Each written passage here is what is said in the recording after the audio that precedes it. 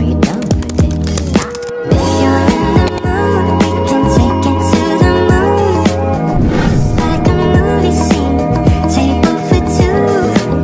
No need to be fair, I want you instead. Bismillahirrahmanirrahim. Assalamualaikum warahmatullahi wabarakatuh. Nama diberi Nik Nur Adliana Belah binti Abah Hassan.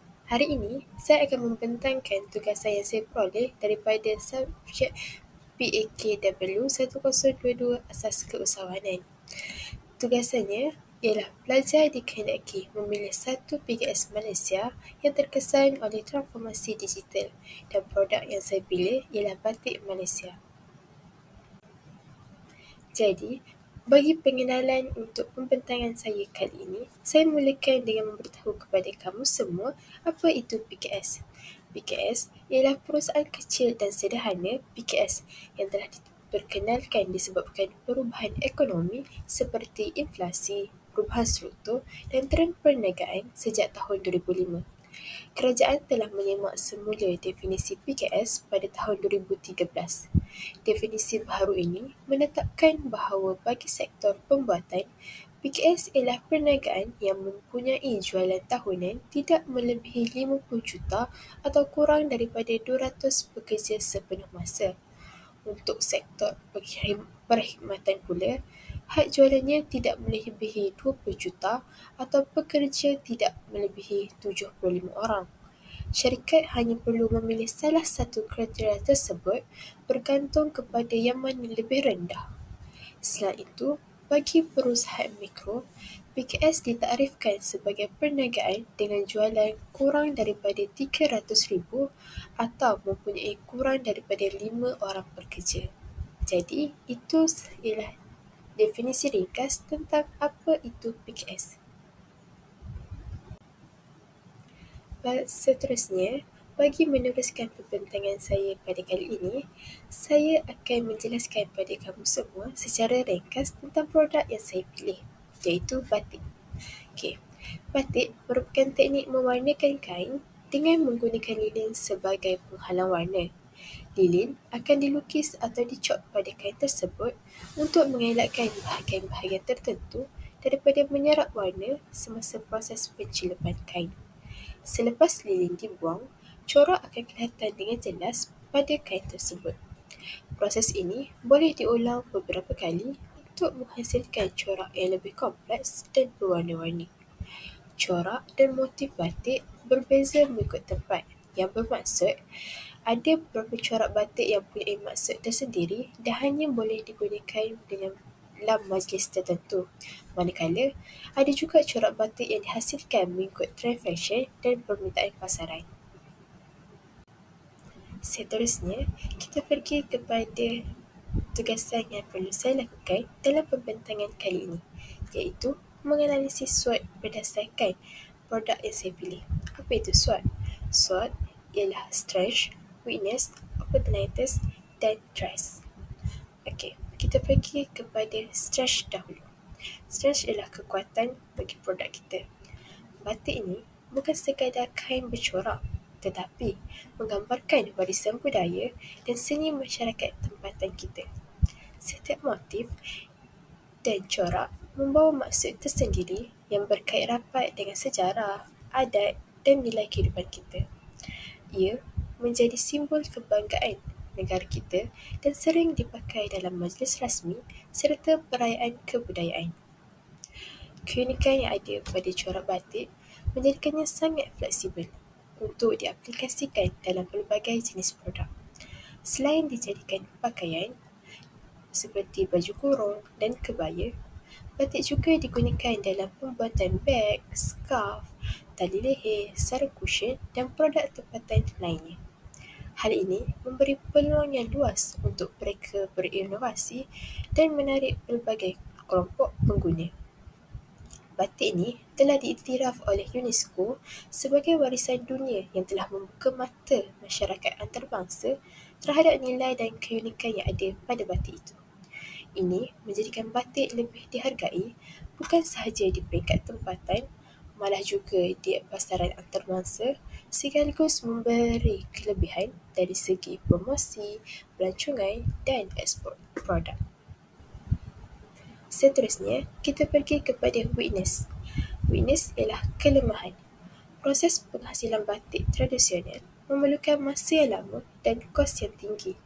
Ini kerana penghasilan batik tradisional melibatkan beberapa peringkat seperti melukis corak dengan lilin, mencelup warna dan mengeringkan kain. Setiap langkah perlu dilakukan dengan teliti dan memerlukan masa yang panjang. Selain itu, bahan seperti kain berkualiti, lilin, berwarna serta upah tenaga kerja yang mahir juga menyumbang kepada kos pengeluaran yang tinggi. Hal ini telah menyebabkan harga batik asli menjadi mahal dan sukar bersaing dengan produk fabrik moden yang lebih murah dan cepat untuk dihasilkan. Seterusnya, kualiti batik tradisional sangat bergantung kepada tahap kemahiran penghasilnya, iaitu pembuatnya. Jika seseorang tidak berpengalaman atau kurang kemahiran, hasil batik mungkin akan kelihatan kurang kemas, corak tidak seimbang dan warna tidak sekata. Ini boleh menjejaskan persepsi pelanggan terhadap kualiti batik secara keseluruhan dan memberi kesan kepada kepercayaan pengguna. Dan yang terakhir, kurang pendedahan dan minat dalam kalangan generasi muda terhadap seni batik. Seperti yang kita tahu, ramai muda hari ini kurang didedahkan kepada proses penghasilan dan nilai seni batik. Mereka lebih cenderung kepada gaya moden dan teknologi baharu berbanding kraf tradisional. Kekurangan minat ini boleh menyebabkan kurangnya generasi pelapis yang akan meneruskan seni batik sekaligus mengancam kelestarian industri batik dalam jangka masa yang panjang. Seterusnya, bagi menyambung perbincangan saya tentang analisis SWOT, kita pergi kepada opportunities, iaitu peluang. Batik kini semakin mendapat tempat dalam dunia fashion moden pada hari ini. Hasil daripada mereka tempatan dan antarabangsa yang mula mengetengahkan batik dalam rekaan mereka, seperti gaun, blazer atau pakaian kasual harian. Selain itu, pelancong asing juga menunjukkan minat terhadap produk batik kerana keunikannya yang mencerminkan budaya tempatan. Ini membuka peluang besar untuk pengusaha batik memasarkan produk mereka kepada pasaran yang lebih luas. Seterusnya, kemajuan teknologi pada hari ini juga membolehkan batik dikembangkan melalui inovasi baru seperti batik digital yang menggunakan cetakan komputer atau ekor batik yang mesra alam.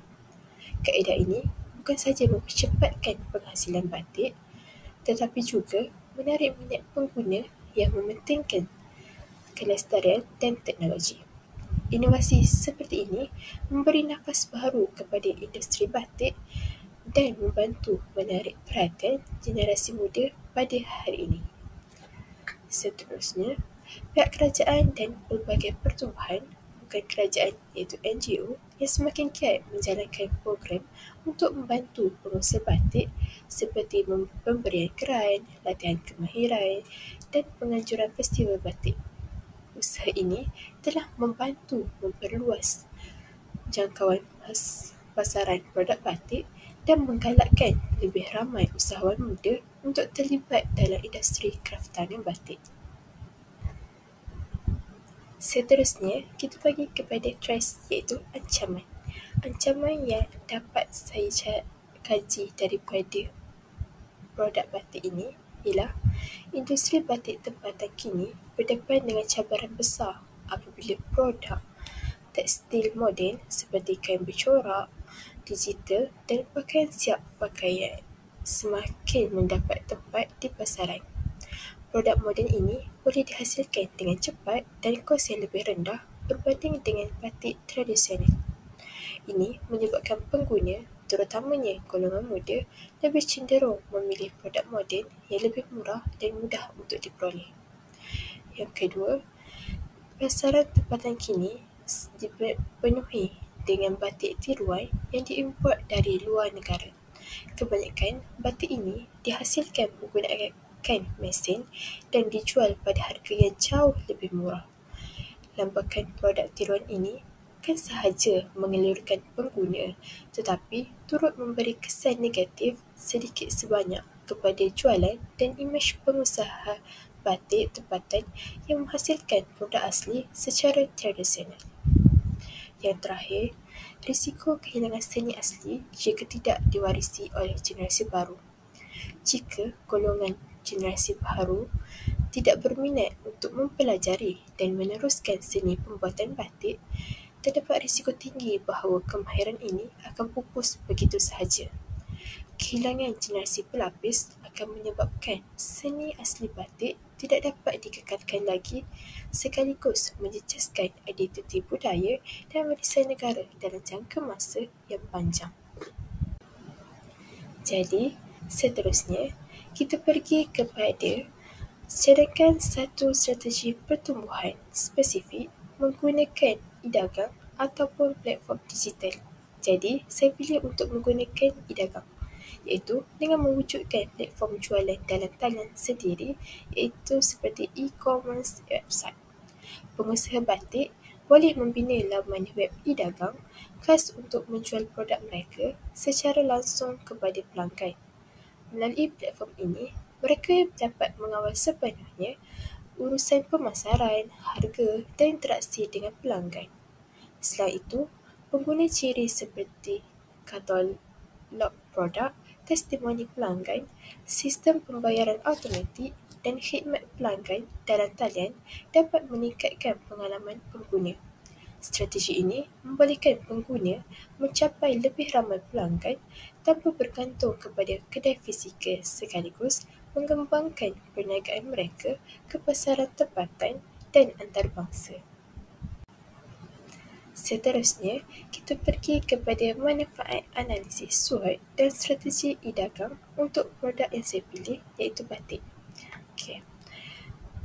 PKS yang menjalankan perniagaan batik boleh memanfaatkan analisis SWOT untuk merancang, melaksanakan strategi e-dagang dengan lebih berkesan.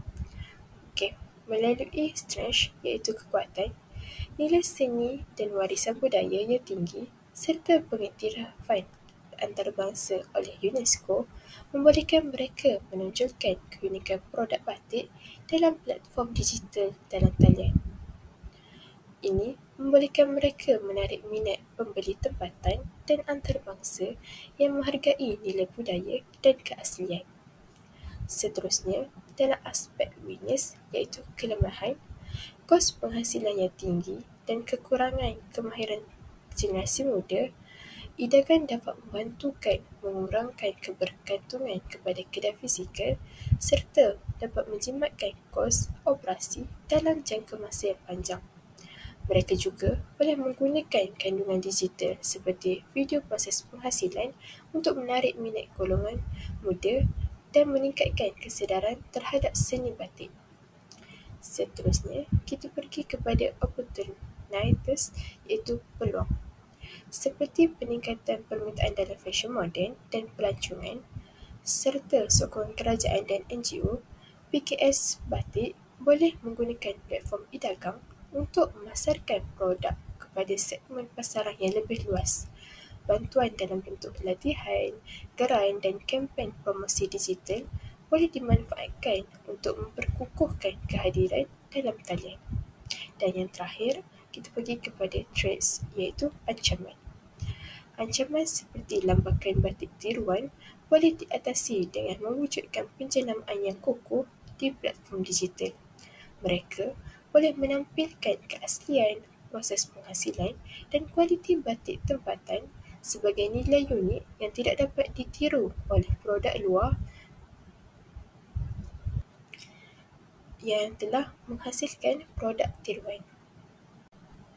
Seterusnya, kita pergi kepada dua sumber modal yang dapat digunakan oleh PKS Batik untuk memulakan jualan batiknya. Yang pertama ialah geran atau bantuan kewangan daripada kerajaan.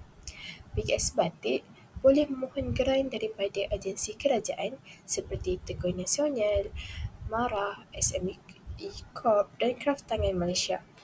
Geran ini sesuai untuk membantu kos pembangunan laman web, pemasaran digital, latihan e-dagang dan pembelian peralatan asas. Ianya tidak perlu dibayar balik, menjadikannya pilihan modal yang sangat realistis dan selamat untuk perniagaan kecil. Seterusnya, yang kedua, menggunakan modal sendiri atau simpanan peribadi. Untuk peringkat permulaan, modal sendiri adalah sumber yang paling cepat dan fleksibel. Ia boleh digunakan untuk keperluan asas seperti membeli domain laman web, pendaftaran platform e-dagang Shopee dan lain-lain, atau membayar perkhidmatan reka bentuk dan fotografi produk. Ia juga menunjukkan komitmen pengusaha tersebut dalam membangunkan perniagaan mereka secara serius untuk dikembangkan.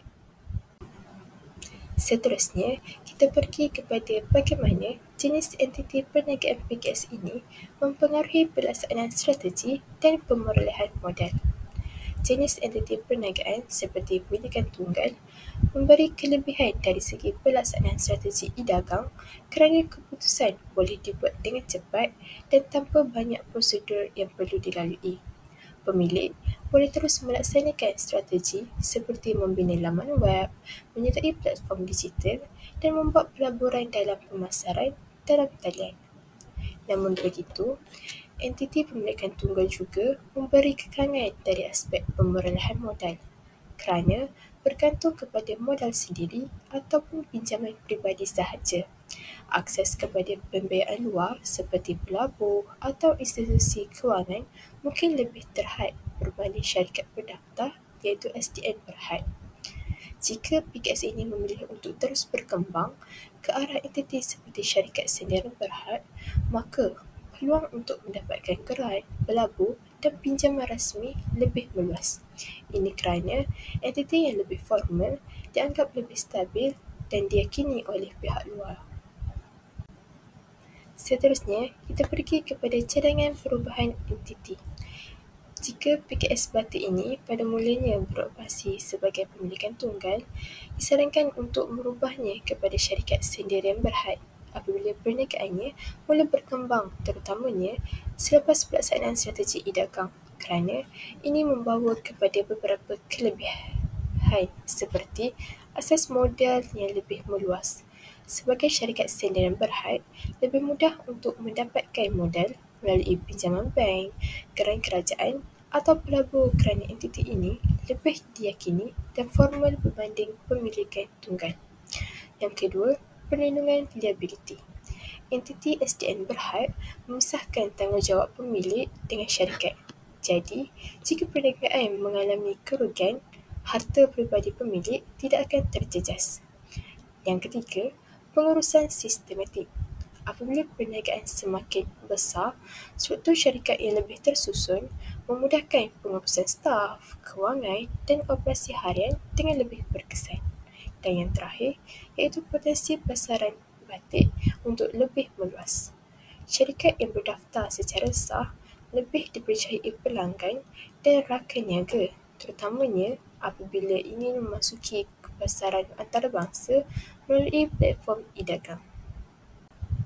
Sebagai kesimpulan untuk pembentangan saya pada kali ini, secara keseluruhannya dapat saya simpulkan perniagaan batik mempunyai potensi yang besar untuk berkembang melalui strategi e-dagang yang dirancang secara berfokus dengan memanfaatkan kekuatan seperti nilai budaya yang tinggi dan peluang pasaran digital. PKS batik mampu bersaing secara sihat dalam industri fashion moden. Analisis SWOT membantu mengenal pasti arah tuju yang lebih jelas, manakala pemilihan entiti perniagaannya sesuai serta perubahan strategi mampu membuka lebih banyak peluang pembiayaan dan pengembangan jika dilaksanakan dengan teliti.